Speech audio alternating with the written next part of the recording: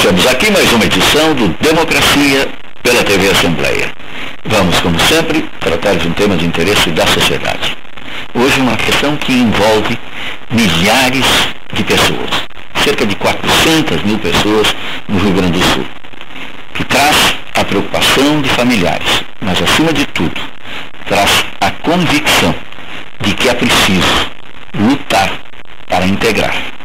É preciso permanecer permanentemente alerta e ativo, no sentido de buscar o espaço que todos merecem e que há muitos é negado.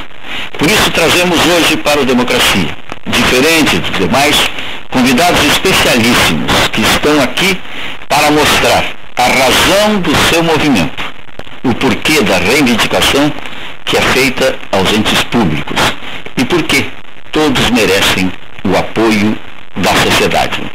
Vamos falar em desafios da educação sobre Libras, a língua dos surdos, os sinais para o deficiente auditivo, a língua capaz de fazer integrar milhares de pessoas no nosso estado e no país, que estiveram já na Assembleia Legislativa quando o deputado Mano Tchenses presidia a Comissão de Cultura, Desporto, Ciência e Tecnologia desta Casa. Ali foram recebidos, acatados e receberam também a primeira manifestação de apoio para esta luta que será contada aqui no nosso Democracia a partir de agora por esses convidados. Cláudio Mourão, licenciado em Letras, em Libras, mestre em Educação pela Universidade Federal do Rio Grande do Sul e professor da Uniriter. Ana Paula Jung, pedagoga, especialista na área da educação de surdos. E o deputado Mano Tchenses, do PP, presidente da comissão à época e ainda integrado nesse movimento tão importante para chamar a atenção de políticas públicas adequadas. E Luciane Bresciani faz uma participação especial aqui, tradutor e intérprete de línguas de sinais. Para a primeira manifestação, da sua forma, com a sua língua, nós chamamos Cláudio Mourão.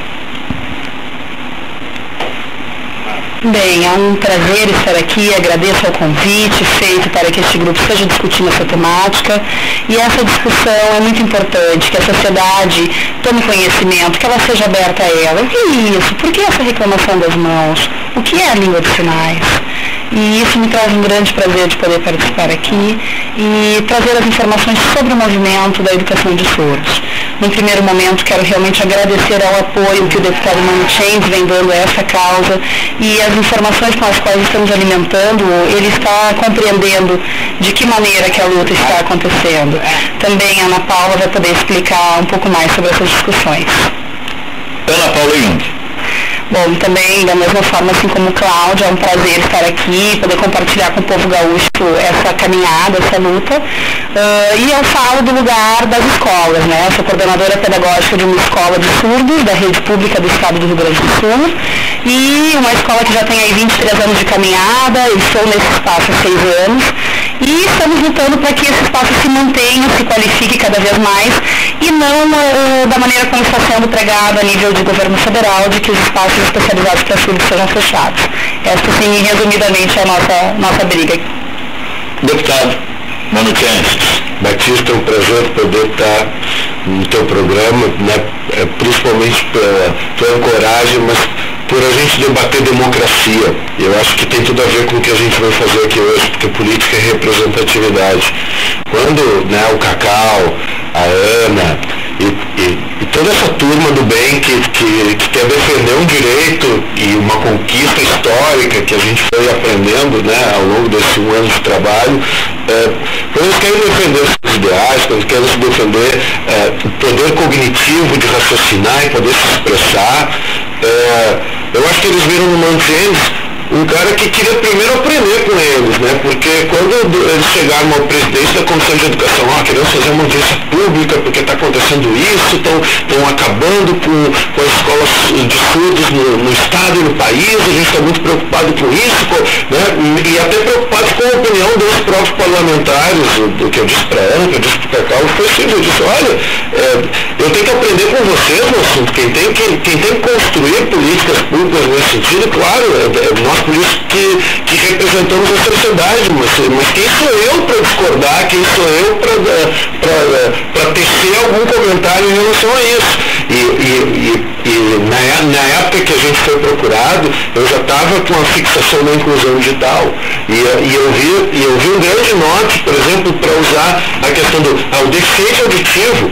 Ele pode não ouvir, mas ele tem uma eficiência em se concentrar, que, por exemplo, é fundamental e preponderante para o mundo digital, para o mundo da internet, para esse trabalho, para a prestação de serviço através dessa tecnologia. E quanto mais a gente estiver, eu acho que, disposto a aprender com essa comunidade que vive essa realidade, mais a gente vai avançar em políticas públicas significativas, né, para principalmente educar, não para transformar um surdo num papagaio que saiba falar, que saiba se representar. Não, ele tem que saber pensar, ele tem que saber se expressar. E o melhor jeito disso é potencializando essas relações cognitivas através da língua. Então, quando eles vieram a gente, eu acho que o mínimo que a gente podia fazer era atendê-los e aprender e dar atenção para uma parte da sociedade que eu tive a honra de, até nesse trabalho que a gente faz preventivo ao crack, de poder ir na escola da Ana e poder fazer uma palestra musical numa escola de surdos, onde o deslocamento do grave era o metrônomo, né, o grave do bumbo, era o metrônomo para a brincadeira que a gente faz, porque essa palestra que eu faço do crack, ela passa muita informação e no final a gente faz uma música para interagir com a galera. E para mim, acho que foi uma das experiências mais emocionantes, assim, né, como presidente da Comissão de Educação, porque, poxa, né, a gente teve um momento mágico ali onde a gente fez música cogurizada, onde a gente pôde passar a nossa mensagem de uma maneira específica, de uma maneira que, para mim, eu acho que está guardado aqui nas minhas boas memórias como uma ação muito legal que a gente fez, uma ação que eu acho que é voluntária, uma ação que é muito mais significativa. Então, só que para a gente chegar até a internet, para a gente chegar até geração de emprego e gerar dignidade para essas pessoas, a gente precisa, eu acho que, ter um debate, a gente precisa entender a situação que vive o nosso país, porque, na nossa opinião, o melhor jeito de incluir, né, o deficiente auditivo hoje é dando condições, dando um foco, uma atenção especial para ele, principalmente para que ele comece a aprender a pensar, para que ele comece a aprender a se expressar. Então, né, boa parte dessa primeira educação desse jovem, ela tem que ser específica, ela não pode ser misturada com algo que não vai dar tanta atenção para esse aluno. Se a gente vivesse num país onde está tudo certo, onde se investe milhões e milhões e bilhões em educação, onde a gente tem espaço, onde a gente vai ter um professor específico, bom, isso seria uma outra realidade. Ninguém é contra a inclusão, a gente é contra passar por cima de uma parte da sociedade que precisa de uma atenção especial para desenvolver essa relação cognitiva e para aprender a pensar, porque é isso que é fundamental para a gente criar líderes, para a gente criar pessoas que vão agregar valor aos processos produtivos da nossa sociedade. O que não pode continuar ocorrendo é a inclusão parcial que se observa até agora, não, Ana Paula? Eu até poderia dizer uma inclusão que exclui, né? Porque a fala da inclusão, ela é positiva, ela é importante, ela precisa acontecer a nível de sociedade, mas a inclusão ela tem que ser feita com responsabilidade. Ou seja, incluir o surdo na sociedade vai sim significar ter um espaço específico de escolarização inicial para ele, onde ele adquire a língua de maneira natural, numa escola com uma organização bilíngue, onde a língua de sinais é a primeira língua, a língua de inserção, a língua de comunicação, e a língua portuguesa escrita é a segunda língua. A língua de sinais ela é a segunda língua oficial do país, né? Mas na perspectiva do sujeito surdo, ela é a primeira língua. Então, é nela, a escola toda tem que funcionar nessa perspectiva. Desde a cozinheira, a secretária, a diretora, os professores, todos têm que ser bilíngues. E essa é a luta desse movimento. E é basicamente a oferta de educação pública existente hoje no Rio Grande do Sul. São cerca de 15 escolas, né? Além da inserção de classes de surdos em outras escolas também. Mas é um número absolutamente insuficiente. Por isso o Cláudio Mourão vai responder para nós também sobre essa questão do que precisa ser feito para aumentar esta oferta. Bem, em primeiro eu gostaria de falar um pouquinho sobre a questão da inclusão, que a inclusão social ela é fundamental para a nossa vida. E juntando com o que a Ana nos trouxe, é muito importante a inclusão social, de fato, no esporte, na vida, em sociedade, enfim. E na educação a gente tem dois aspectos a considerar, um positivo e um negativo. A criança incluída, o surdo que vem incluído, dentro de uma escola de ouvintes, onde a língua é falada, ele vai ter um desenvolvimento da mesma maneira ou ele vai estar perdendo? Por exemplo, né, enquanto as crianças estão falando e compreendendo 50 palavras em curto espaço de tempo, quantas palavras esse surdo vai estar tendo acesso? A 4, a 5, a 10? Esse desenvolvimento não é natural. Ele chega no ensino médio, ele consegue acompanhar, ele consegue chegar a ter esse espaço, e o resultado que isso traz? Vamos agora pensar numa escola de surdos, não num espaço fechado, segregado, separado, não. É um espaço onde se ensinam as diferentes disciplinas e onde a língua de sinais é a língua de instrução. E a língua portuguesa também está junto em todos os conteúdos e conceitos. E este aluno ele tem capacidade de compreender na sua primeira língua, e ele vê o seu professor surdo, ele vê professores, não só surdos não, ouvintes também, mas que são fluentes em língua de sinais, não um professor que está começando a usar, não, ele não perde nada, ele tem professores fluentes que fazem com que ele consiga se desenvolver. Até a 8ª série, por exemplo, após esse período ele pode ir incluído sim, porque aí pode haver um intérprete que faz a inserção na faculdade, por exemplo, eu fiz o meu mestrado na URGS, e eu estava incluindo, porque eu tinha um intérprete. Se eu não tivesse intérprete, não compreenderia nada, né? Eu teria que insistir porque é um direito meu, ok, mas não é isso, não se pensa hoje que tem que aumentar o número de escolas em geral. Por exemplo, Porto Alegre tem 5 escolas, atendem a demanda. E no interior, a gente vai criar uma escola, por exemplo, para atender 2 surdos numa cidade? Não, faz um foco, faz uma classe específica, onde a primeira língua seja a língua de sinais, e ele possa estar tendo atendimento em separado, e aí depois de 5ª série, 8ª série, ele pode ser incluído, que o resultado será muito positivo. Na verdade, ele propõe aqui o que é absolutamente razoável. A inclusão nas escolas, né? Não apenas setorizar, como acontece em Porto Alegre. A demanda de Porto Alegre deve estar a exigir a existência de 5 escolas específicas, mas ele lembra bem a situação de pequenas cidades do interior, de médias cidades do interior, que não teria o número suficiente de alunos a justificar.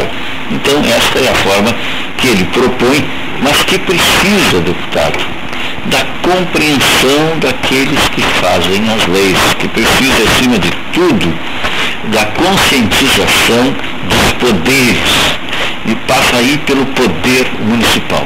Quando fala existe 1 ou 2 ou 3, percebe-se também, se não houver o interesse e o foco do poder municipal, na incapacidade de identificação dessas pessoas, não é? Perfeito. E outra coisa, né, eu acho que quando se fala em inclusão, e principalmente isso é uma lei federal, né, de cima para baixo. Então, toda a luta que vem acontecendo, quando tu vai incluir todos os que precisam ser incluídos. E o debate ele é feito da mesma forma, ele foi feito da mesma forma. E o que aconteceu? Justamente na hora de debater as questões específicas para os surdos, a coisa ela foi meio que a moda Miguelão, ela foi passada por cima, não teve um debate, não teve nós queremos incluir. Se usa muito, nós registro de necessidade sociedade sem apreciação adequada. Exato, nós vivemos num mundo de manchetes, né? Inclusão é a palavra da hora, inclusão digital, inclusão social, a escola inclusiva. Então, bom, isso passa a ser da hora. Então, muitas vezes, as pessoas, não, esse pessoal aí está segregando, não vem incluir. Bem pelo contrário, a gente quer de uma maneira gradual, de uma maneira que garanta a qualidade da educação, né, para esse povo, para que ele possa ter, principalmente, capacidade para buscar um lugar ao sol. Eu acho que isso é fundamental. Se vai ser no mesmo espaço físico que tem uma escola acontecendo, que ótimo, que bom, acho que isso é positivo.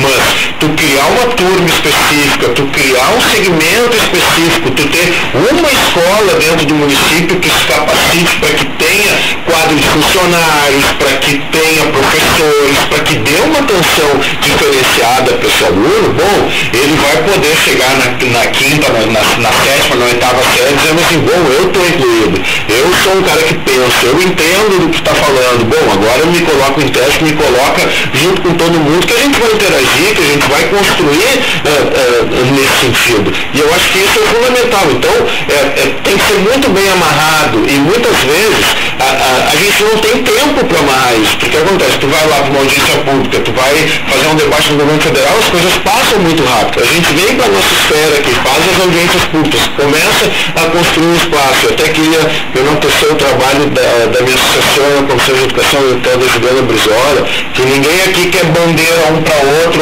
não, bem pelo contrário.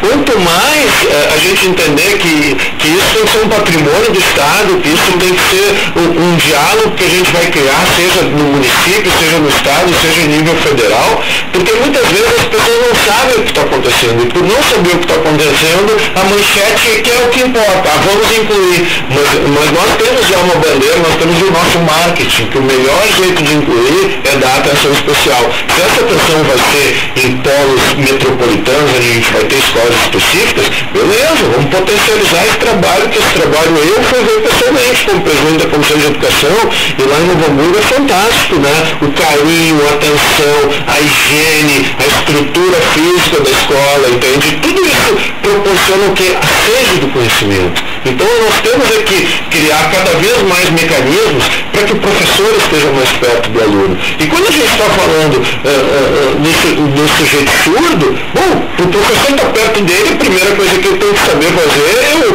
A de amor, beijo baixinho, sem coração, que a Xuxa nos ensinou, entende? Então, e claro, não sobre o A de amor, mas eu quero dizer assim, ele tem que dominar isso para quê? Para se aproximar do aluno. É mínimo, né, mano? O aluno se apaixonar por ele e despertar a sede do conhecimento. Então, eu acho o seguinte, o que falta é um pouco de esclarecimento. Se a gente conseguir esclarecer e se a gente tiver mais tempo para falar e tu nos proporcionando isso, Batista, eu acho que é fundamental, a TV Assembleia, a gente está aqui, Ana, Cacau, falando sobre isso, eu acho que é fundamental, até para a sociedade entender que ninguém quer segregar, bem pelo contrário, nós queremos incluir, mas o melhor jeito de incluir é dando uma atenção especial, é investindo, porque se tu investir hoje nesse jovem que é surdo, a probabilidade de ele estar inserido no mercado de trabalho amanhã é muito maior do que simplesmente tu, olha como ele fala bonitinho, como ele sabe se expressar,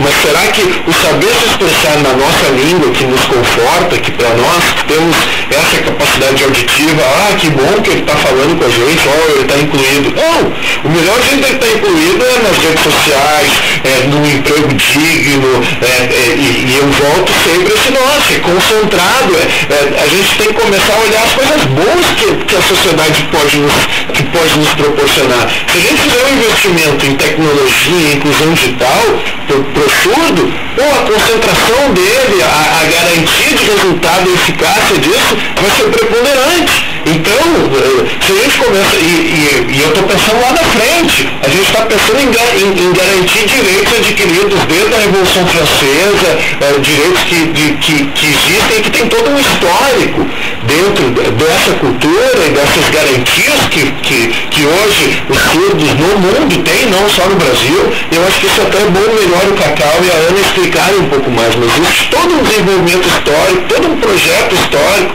toda uma linha do tempo que mostra a luta do surdo para poder conquistar e para a língua ser a sua língua, né?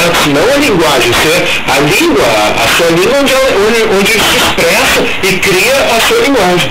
É importante que as discussões continuem, porque as discussões levantadas, principalmente na CONAI, até agora foram julgadas frágeis. Elas ficaram em um local ainda muito restrito, elas precisam ser expandidas.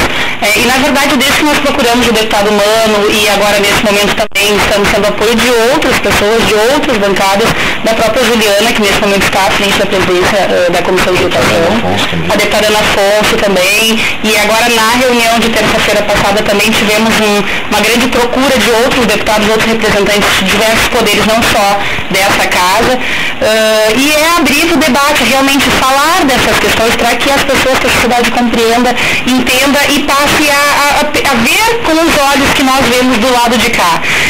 Eu quero também voltar em dois pontos que o Mano colocou, que eu acho que são bem importantes de ressaltar.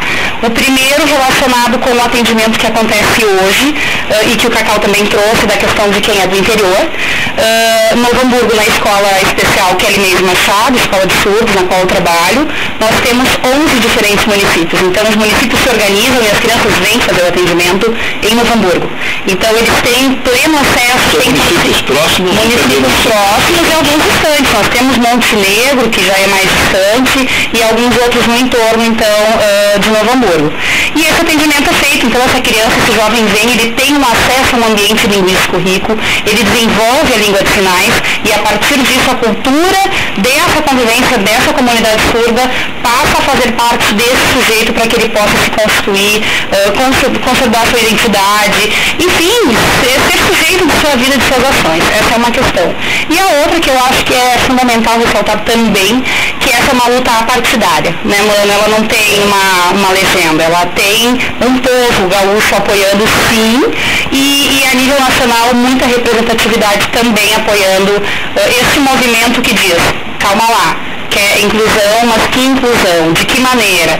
O que está acontecendo é positivo, não é? Onde estão as falhas? Não simplesmente dizer não dá mais e vamos fechar. O Cacau está aqui, nós queremos explorá-lo um pouco mais, contando como foi para ele o início, como ele encontrou seu espaço e se teve algum momento de desânimo.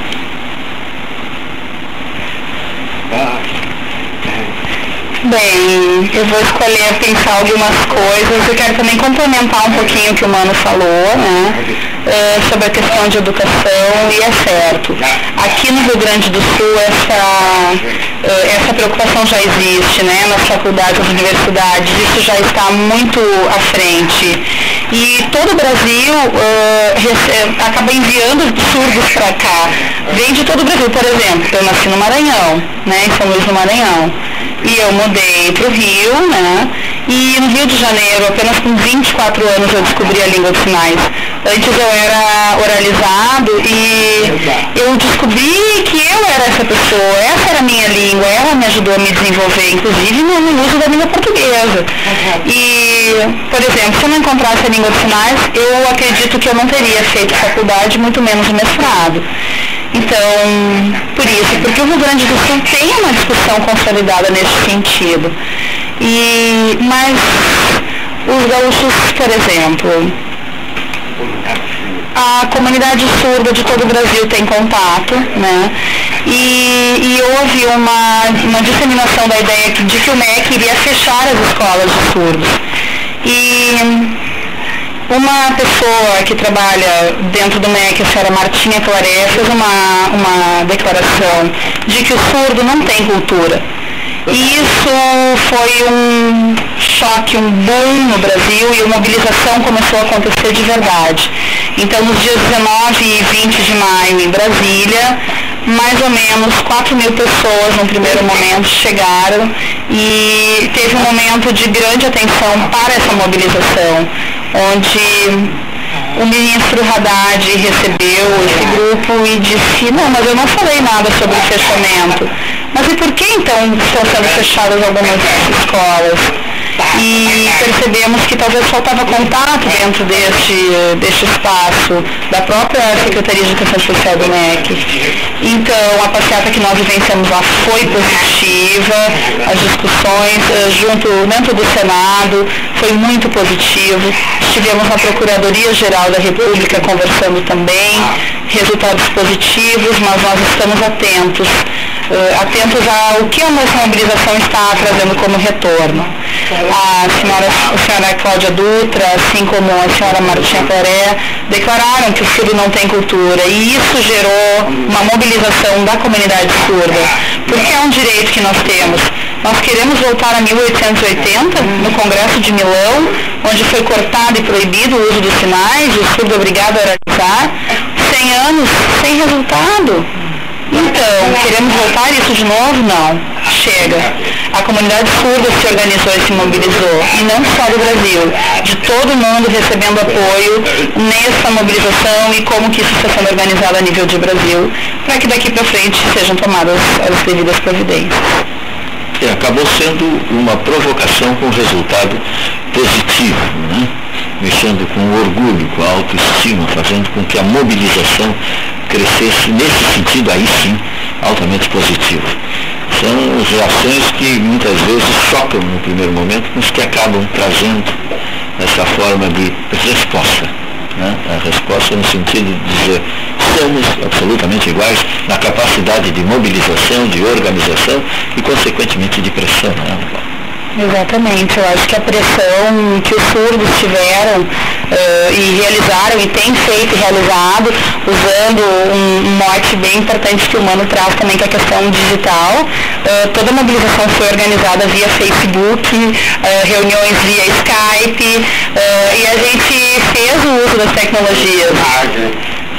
É verdade, a gente filmava junto e mandava as informações, filmando, combinando, para que os surdos entendessem sobre a mobilização, e isso aconteceu. Se não tivesse, por exemplo, essa organização dentro do movimento digital, do Facebook, o movimento talvez não ia acontecer. Para vocês é fácil, liga e consegue comunicar. E o surdo, a gente agradece muito a tecnologia, especialmente o Facebook é um espaço de discussão muito forte da comunidade surda, a gente se comunicou usando tecnologia. E no dia 19 e 20 de maio a gente teve essa mobilização brasileira. Preciso agradecer a tecnologia nesse sentido. Eu acho que assim, a própria manifestação do ministro, né, também mostra justamente aquilo que eu disse da importância de incluir, né? Incluir está na moda, então vamos incluir. Então, eles estão segregando aqui, não querem saber de incluir. Não, então passa. E daí daqui a pouco pessoas que não sabem do assunto, que não têm condições até de construir um diálogo de políticas públicas com o assunto, passam por cima do ministro. Então, todo esse movimento foi importante para o ministro também dizer assim, não vamos fechar, calma aí, peraí. Então, eu acho que quando tu consegue fazer uma manifestação popular, e eu acho o seguinte, faz um ano. Vamos incluir essa manifestação popular no segundo momento do programa aqui Democracia, que nós estamos chegando ao final do primeiro bloco, quando falamos sobre desafios da educação, envolvendo pessoas diretamente interessadas, mas acima de tudo chamando a atenção da sociedade. Precisa saber tudo.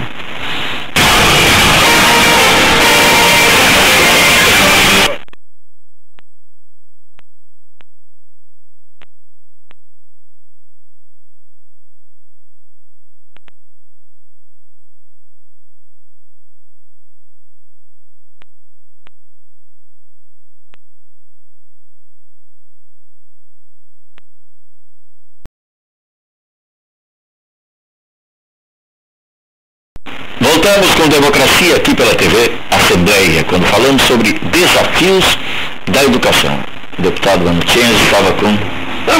todo esse movimento chegou até o ministro. Eu acho que é importantíssimo quando o ministro diz, não, peraí, não vamos fechar as escolas, né? Porque eu estava falando justamente nessa coisa, está na moda incluir, acho ótimo, eu sou totalmente a favor da inclusão, mas uma inclusão clara, gradual, onde tu vai criar um debate e onde tu vai ouvir os protagonistas específicos de cada política de inclusão. No caso, quem tem que construir isso é quem tem justamente essa dificuldade e que pode, de certa forma, usar da sua experiência própria para diagnosticar os gargalos dessas políticas públicas, e a gente tem que estar atento a isso. Eu ouço muito mais do que emprego a minha ideologia em relação a isso, Eu acho que o meu acréscimo é bem esse lado digital, de fortalecer uma marca, de fortalecer uma ideia, entende? Que é contrário da ciência, sim a ver o lado de aptidão das pessoas, que é estar ligado à concentração. E quando tu vê, por exemplo, pessoas querendo passar por cima, querendo no CONAI ali, não, vamos, vota ligeirinho, vota lá, vamos lá, não sei o que lá, foi assim, os caras estão segredando, não querem incluir, bom. E quando tu consegue fazer uma manifestação onde o Estado do Rio Grande do Sul foi protagonista, mas não por causa do deputado Mano, foi por causa do Cacau, foi por causa da Ana, foi por causa do esforço da turma de Canoas, de todo mundo de todo mundo que debate e que se articula politicamente para fazer isso. Então, todo esse histórico, eu acho que ele tem a ver com isso. E quando tu vê o ministro falando, eu sou a favor de incluir, porque o que chega? Passarinho chega no ouvido do ministro e diz, não, nós temos que incluir, temos que incluir. Mas daqui a pouco ele vê assim, não, o melhor jeito de incluir é ouvir quem está criando políticas públicas, mas principalmente quem está ouvindo, quem tem justamente essa característica e precisa dessas orientações. Então eu acho que quando a gente consegue isso, todos nós ficamos felizes, todos nós entendemos que tudo que a gente faz também tem um objetivo que chega nas pessoas e que daqui a pouco pessoas de confiança mesmo de um ministério, por quererem daqui a pouco, eu acho que trazer agilidade no processo, passam por cima de interesse da sociedade. Isso não pode acontecer numa sociedade democrática, numa sociedade plural. E cabe a todos nós nos mobilizarmos para fazer isso. E eu acho que a gente só se mobiliza graças ao conteúdo que foi posto e que principalmente está sendo debatido aqui hoje. Com certeza. Penso que essa mobilização toda, ela não é nós estamos hoje aqui representando uma comunidade que é muito maior. Assim como foi colocado antes, acredito que seja em torno de 15 escolas de surdos no Rio Grande do Sul, muito mais a nível de Brasil, tendo a consciência de que quanto mais para o norte e nordeste, assim como outras demandas sociais, os surdos também acabam tendo escolas precarizadas, e, enfim, um ensino não tão adequado quanto deveriam receber. Mas a nível de Rio Grande do Sul, sim, a gente tem já uma discussão que está à frente. Em 2008 nós tivemos uma audiência pública aqui na casa, na Assembleia Legislativa, juntamente com a Comissão de Educação, e aí foram feitas algumas reivindicações. Na verdade, desde aquele momento havia já um medo, uma insegurança frente às políticas nacionais numa perspectiva de educação inclusiva, que foram lançadas em 2006, 2007 e 2008 também. Então, assim, já vem uma caminhada de uma certa insegurança, um certo medo, uma aflição, na verdade, e que em 2010 foi compilada na etapa nacional da CONAI, ocorrida ao final do mês de março, início do mês de abril, e onde a gente pôde vivenciar, infelizmente, muita manipulação de informações, de interesses, e que acabou com que a gente mobilizasse ainda mais a comunidade surda, e aí sim a nível de Brasil também, querendo fazer isso que o Mano estava colocando, buscar o interesse de quem é o usuário do serviço. Então não adianta eu, Ana Paula, vir aqui defender, se eu não sei o que os surdos estão me dizendo, o que é importante para eles, o que é fundamental para o seu desenvolvimento. Então, é engraçado dizer, mas vamos ouvir o que os surdos têm a dizer, vamos olhar para eles e entender o que eles estão nos trazendo. Não adianta vir de cima para baixo, não adianta vir com um teórico que estudou muito bem a questão da surdez, mas não vivenciou e não sabe, não está próximo. Eu acho que essa é a briga e essa é a luta que a comunidade surda vem trazendo, não só a nível do Rio Grande do Sul, mas a nível de Brasil. Quando você fala em luta, eu lembro que no primeiro momento ainda eu perguntei sobre a luta do Cláudio Mourão, que certamente é uma lição de vida que precisa ser transmitida ao telespectador. Como foi? Ele falou do Maranhão, para o Rio de Janeiro, 24 anos, um marco na sua existência, E como era isto, e se não houve principalmente momentos de desânimo, de descrédito? Bem, realmente a minha vida é dividida ao antes e ao depois, mas eu agradeço muito aos meus pais pela forma como eles me encaminharam, mas eles não sabiam que existia a língua de sinais e não sabiam que existia uma cultura dos surdos. Os médicos que analisaram, que me examinaram, disseram que eu não devia ter acesso à língua de sinais. Os meus pais sentavam, oralizavam para mim, faziam mímicas, gestos, mas eu tive um desenvolvimento. Quem é que conversava comigo quando eu estava incluído? Não tinha colegas. Eu tinha que sentar super na frente e ficar muito atento à oralização das professoras. E tu vê que os ouvintes ficavam, fazendo outras coisas. Eu não entendia nada quando não era um momento específico de aula. Na hora da prova, como é que era? Não entendi nada. O que eu fazia? Eu simplesmente estudava o assunto, colava na minha cabeça e depois fazia a prova, por exemplo, Eu tenho muitos exemplos e são muito parecidos com os meus também, de experiências assim, Que eu com 24 anos encontrei a língua de sinais, o que isso trouxe para mim? Dois grandes objetivos de vida. Eu fui para o Rio porque fui convidada para trabalhar com Carlinhos de Jesus, nessa companhia de dança, E comecei a conviver também com a comunidade surda. Eu tive acesso a esses dois espaços. Eu fiquei 8 anos dançando com a companhia do Carlinhos de Jesus, como bailarino profissional. Acredito que tenha sido o único do Brasil, Mas, junto a isso, pude ter acesso no Rio de Janeiro a essa comunidade surda, conhecer a língua de sinais. E é muito interessante, porque eu nunca esqueço, um poema que as crianças estavam... que as crianças ouvintes liam e se emocionavam, e eu olhei aquilo, não entendi nada. Por exemplo, eu lia, eu sabia reproduzir na fala, e todo mundo dizia, nossa, como ele fala bem, Cacau fala bem. E, eu sei ler, realmente sei falar, e os meus pais, nossa, vocês viram, meu filho fala bem, que inteligente. Mas, quando eu lia, é um exemplo, Eu vou falar, tá? Posso falar? Tá vendo? Eu quero falar. Cacau tá muito bem, muito inteligente. Obrigado, professora. Eu quero falar. Mamãe, papai, meu Deus, meu filho fala muito bem, meu papi, meu filho fala muito bem, mas parabéns, tá? Eu quero falar, mas não pego, porra nenhuma, palavra significado. Voltando, me desculpa pelo palavrão, Realmente, eu sabia ler, mas eu era um papagaio. Ler bonito, mas não sabe o significado de nada.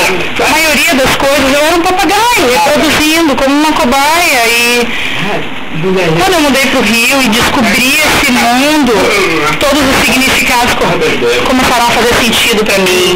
E participar dentro dessa comunidade por anos, enfim... eu sei que a língua de sinais já existe há muito tempo, antes da existência de Cristo, e ela permaneceu junto à humanidade, porque se não houvesse a língua de sinais, eu já não estaria aqui, eu já não estaria formado, o resultado talvez procuraria uma educação de jovens e adultos posterior, ou nem estaria educando.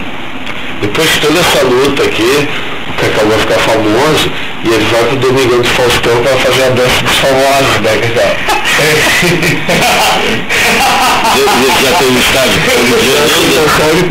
Não sabia dessa aí, na verdade, eu e o Cacau, nós combinamos que se por um acaso não conseguíssemos transmitir todas as nossos anseios e falar das nossas lutas em relação à educação de surdos, nós poderíamos finalizar com uma bela dança, talvez uma dança de salão também. Cacau é muito talentoso. E o legal é, por exemplo, às vezes o que parece, o dançar precisa de ritmo, precisa de um metrônomo, precisa da música, de uma guia, mas essa brincadeira que a gente fez lá na escola da Ana, lá quando a gente fez o rap contra o crack lá, tu via que todo mundo seguia o ritmo pelo fluxo, pelo deslocamento de água, vibração. E eu tenho uma peculiaridade que uma vez fazendo um show em Santa Catarina, em Videira, era solteiro, tudo aquela coisa toda. E tinha uma menina na frente do palco muito bonita mesmo, que me chamou a atenção, assim. E ela tava. Não fosse solteiro, não teria visto a menina. Não. E ela tava falando ali, se divertindo, interagindo com todos. E eu tá. Daí passou o tempo, depois a gente foi no meio da galera ali, não consegui. Ela não consegui ver ela, não sei o que, daí eu vi ela tava na minha frente. Fui ali no ouvido dela, perguntar, tu gostou do show, não sei o quê. E não respondeu nada, né? Tá, não vou falar nada, pô, deve ser fazida a menina. Daí o cara que tava do meu lado chegou dizendo, não, é que ela é surda, não sei o quê, blá. Então, aquilo ali foi uma lição de vida pra mim, porque depois eu fiquei sabendo que ela virou modelo internacional, uma guria muito bonita, mesmo, assim, sabe? Mas, pô, ela tava lá se divertindo, interagindo com as pessoas, tava brincando ali, e eu depois cutuquei ela e consegui me comunicar com ela, sabe? E isso foi muito legal. Isso é incluir. E ela tinha capacidade cognitiva de estar ali entendendo, estudando. Daqui a pouco ela estudou na aula de física o deslocamento do ar, das frequências retas pro som e tudo, e sabia que o deslocamento ali, porque o que acontece? Até uma questão técnica, assim, quando está num palco, as caixas que ficam embaixo do palco são as caixas de subgrave, que é as que dão mais o deslocamento do ar, que o subgrave é o bumbo da bateria, é a linha de baixo, é mais o grave, mesmo aquela coisa. E o alto é o da caixa, então as caixas ficam em cima. Então, só por saber de onde está vindo o ar, daqui a pouco tu pode buscar o ritmo, tu pode buscar essa relação. Agora, se tu não souber pensar, se tu não tiver capacidade intelectual para entender a física, para entender como é a vibração do som, tu nunca vai poder interagir a ponto de dançar no show, a ponto de curtir um show e estar ali interagindo com os teus amigos e estar ali incluído na diversão, inclusive. Então, para mim, são exemplos, assim como o exemplo lá que a gente fez da palestra, e agora com o exemplo do Cláudio dele ser dançarino, que é uma novidade para mim, mas que são exemplos de superação e de usar justamente dessa capacidade, usar da maior ferramenta que a gente tem, nós como seres humanos, que é o nosso cérebro, para te ser incluído. Agora, para isso, o cérebro tem que ser desenvolvido, as ligações entre os neurônios têm que ser desenvolvidas. Ele não é eu sei falar, não. Eu sei pensar, eu acho que é muito mais importante. Ele não é desenvolvido por si só, né? Ele precisa ser estimulado. É isso, né? Na sociedade, queremos estar juntos. Eu já viajei para a Europa e participei de um congresso internacional de surdos, onde existiam várias temáticas, vários eixos de discussão, educação, trabalho e línguas diferentes de sinais, tudo isso. E a gente está inserido no mundo. E na questão educacional é que a gente tem que se preocupar realmente, porque essa criança ela não precisa sofrer, ela não precisa passar por coisas que outros filhos já passaram. E depois de uma certa altura ele vai incluído, será muito bom para ele. No Rio Grande do Sul existe um grupo de pesquisa, o GIPES, que está desenvolvendo pesquisas e descobrindo que a maioria das escolas deseja que os surdos continuem em escolas específicas e não incluídos. E as pesquisas estão trazendo em São Paulo também. Fernando Capovilla tem uma pesquisa muito grandiosa em todo o Brasil sobre as escolas de surdos e as escolas onde os surdos são incluídos. Em muitos anos percebendo qual o resultado, e está muito à frente o resultado dos surdos que têm acesso à língua de sinais como primeira língua. Ele consegue se desenvolver muito bem. E a criança incluída acaba perdendo esse aprendizado. Ele falou sobre línguas diferentes, né? A Libra é uma língua. Esse é o sinal de amigo no Brasil. Nos Estados Unidos, em ASL, amigo é assim. Na Alemanha é assim. Aqui é homem, nos Estados Unidos é assim. e na Alemanha é assim. São as diferenças de cada lugar. Mas o contato dos surdos entre si é fácil, porque a gente observa um pouco a forma como ele está usando sinais, e isso entra num contexto, é fácil de compreender. Tem surdos na Inglaterra, e vocês conhecem o Esperanto, aquela língua que foi criada para todas as pessoas falarem? Existe uma tentativa na língua de sinais internacional, no Jassuno, nesse sentido de criar uma língua própria e única. Não, por exemplo, a gente estava cuidando das barreiras, né, dos produtos não licenciados dos gaúchos que estão entrando para a Argentina. A gente esteve em Brasília agora, estive agora quarta-feira, desculpa. Fui e voltei no mesmo dia. Na volta, eu estava na primeira fila do avião e atrás tinha um casal de surdos. Né? E daí começou o jet lag do voo, a gente começou quase a pousar em Porto Alegre, era meia-noite e pouco, e eu vi que a menina estava com um problema de descompressão no ouvido. E eu tenho esse mesmo problema, assim, né? E ela estava meio preocupada com isso, ela não sabia se era porque ela era surda, alguma coisa, e daí eu dei um chiclete para ela, fiquei me manifestando, e graças à Xuxa, depois de uma hora eu cheguei para ela, não, fica tranquilo, isso é normal, entendeu? E aquilo, uma pessoa, um ouvinte, né, que estava ali tentando ajudá-la e daqui a pouco, por não ter nenhuma relação familiar, por não ter alguém mais próximo que seja surdo, e mesmo assim eu me expressei na língua deles, eles ficaram emocionados com aquilo, ficaram muito felizes, assim. Então, poxa, eu brinco, né, até quando a gente estava falando disso, a Xuxa tinha que pegar essa bandeira, porque a nossa geração, eu acho que se sabe ainda fazer o A de amor, B de baixinho, C de coração, D de docinho, E de escola, F de coisão. Se eu sei hoje ainda o alfabeto das línguas, é por causa da Xuxa. Então é por quê? Porque foi pra TV, porque uma pessoa que formava opinião, que era unanimidade entre as crianças, quer dizer, pô, que legal. Eu acho que esse tipo de gesto inclui muito mais a sociedade do que simplesmente tu querer passar por cima de todo um sentimento, de toda uma história. E até eu queria pedir aqui, dar uma de entrevistador, mas eu queria pedir pro Cacau para ele contar um pouco pro telespectador essa história e falar um pouco do Congresso de Milão, falar de todas as garantias que foram acontecendo e que como as coisas são cíclicas, né, principalmente nessa cultura surda. Bem, o Congresso de Milão aconteceu em 1880 e antes disso a sociedade aceitava até certo ponto, os surdos tinham escolas específicas, na França um grande foco, e em toda a Europa, de modo geral. No Congresso de Milão vieram representantes de diferentes países discutir qual a forma melhor de ensinar os surdos, através da língua de sinais ou através da oralização. Qual metodologia seria melhor? Tinham 4 surdos, 4 ou 6 sem dados desencontrados, mas poucos surdos defendendo a língua de sinais. E a grande maioria das pessoas que lá estavam, um homem, Alexandre Graham Bell, o criador do telefone, ele era, a família dele tinha surdos, né? E a família era a favor da oralização. E essa pessoa foi ao evento, nossa, inventou o telefone, e ele foi um dos grandes influenciadores dessa proibição da língua de sinais. Foi proibido a utilização da língua de sinais e a oralização foi a metodologia adotada. Os professores surdos das escolas foram demitidos, foram tirados e afastados, e professores a favor da língua de sinais também. E as crianças começaram a ser obrigadas a falar e não mais sinalizar.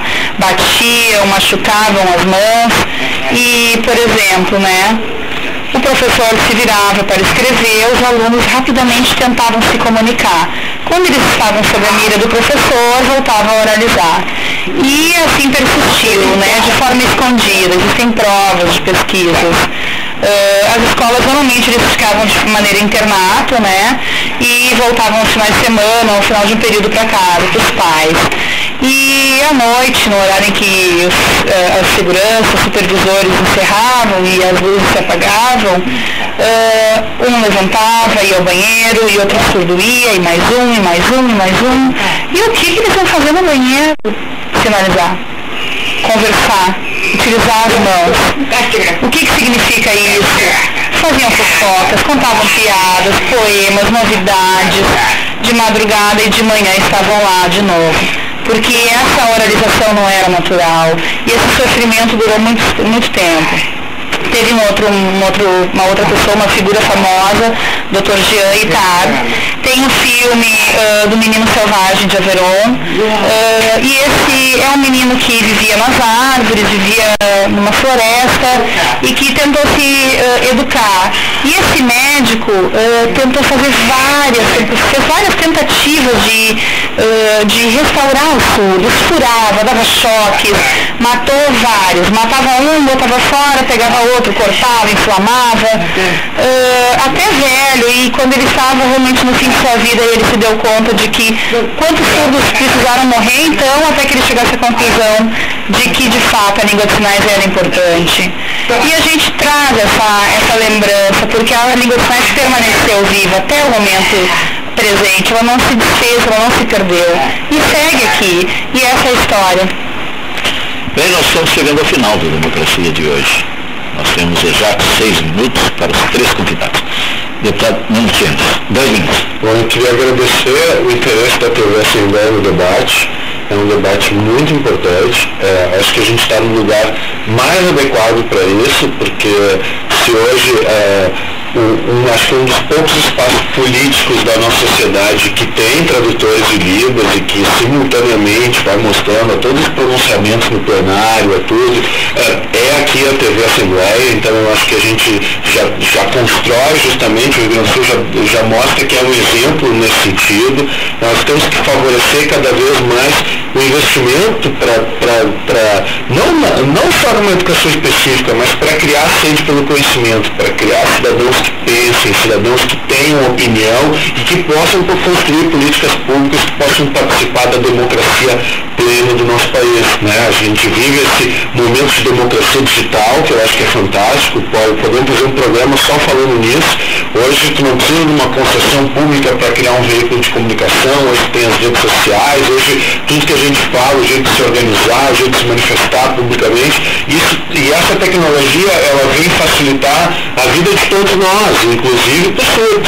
E quanto mais a gente entender que fazer o jovem surdo pensar é muito mais importante do que ele saber oralizar, porque a língua, o jeito de se expressar, ele é diferente em cada país, é diferente. Ou vai me dizer que o jeito que se fala português no Nordeste é o mesmo que se fala no Rio Grande do Sul? Não é, entende? Mas cada um tem, a nossa cultura faz com que a gente seja diferente. E dizer que não existe cultura surda, é falta de capacidade intelectual, entendeu? É falta de não entender o processo, não entender a história e não entender, e eu acho o seguinte, a gente mesquinha, a gente que não consegue ver o lado bom da coisa. Bom, se eu não consigo ouvir, eu posso me concentrar, e eu posso usar essa concentração ao meu favor para ser um grande profissional na área que eu vou escolher. Obrigado, deputado Mano Tienes, do PP, pela participação no nosso Democracia. 2 minutos aí. Cláudio Mourão, fechadinho.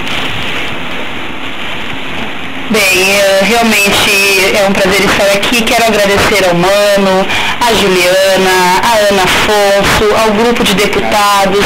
Quero agradecer à comunidade surda e à união da comunidade surda no Rio Grande do Sul, no Brasil, especialmente em nome da FENEIS também, que é essa união do povo surdo, as universidades, a Universidade Federal do Rio Grande do Sul, a Uniriter, aos espaços que acreditam no surdo. E eu realmente espero que vocês entendam a vontade da comunidade surda, vejam que nossas mãos estão falando, temos uma língua, temos uma cultura, e esperamos que vocês reflitam sobre isso e possam apoiar essa mobilização, e que vocês se preparem e procurem saber primeiro, para que possam assim se unir e trazer as suas opiniões para essa mobilização. Não queremos separação, não queremos segregação, para que cada um pense o que quer e o que bem imaginar. Não é isso. O resultado do aluno surdo incluído é muito questionável. Procure, aproxime-se, una-se a esse movimento e agradeço a todos vocês. Ana, eu quero que tu tire um pouco de tempo da tua conclusão para nós deixar uns 40 segundos para vocês dançarem aqui também, né? Ela está presa pelo microfone. microfone, não? Não vai dar, vai ter que ser um próximo programa, provavelmente. Obrigado, Cláudio Mourão, licenciado em Letras, mestre em Educação pela Universidade Federal do Rio Grande do Sul e professor na Uniriter, pela participação aqui no nosso Democracia. Ana Paula Jung. Agradeço também o espaço, já estou me sentindo bem em casa na Assembleia Legislativa, porque todas as vezes que precisamos, procuramos e viemos até aqui, fomos muito bem recebidos. É uma casa aberta, é uma casa do povo gaúcho.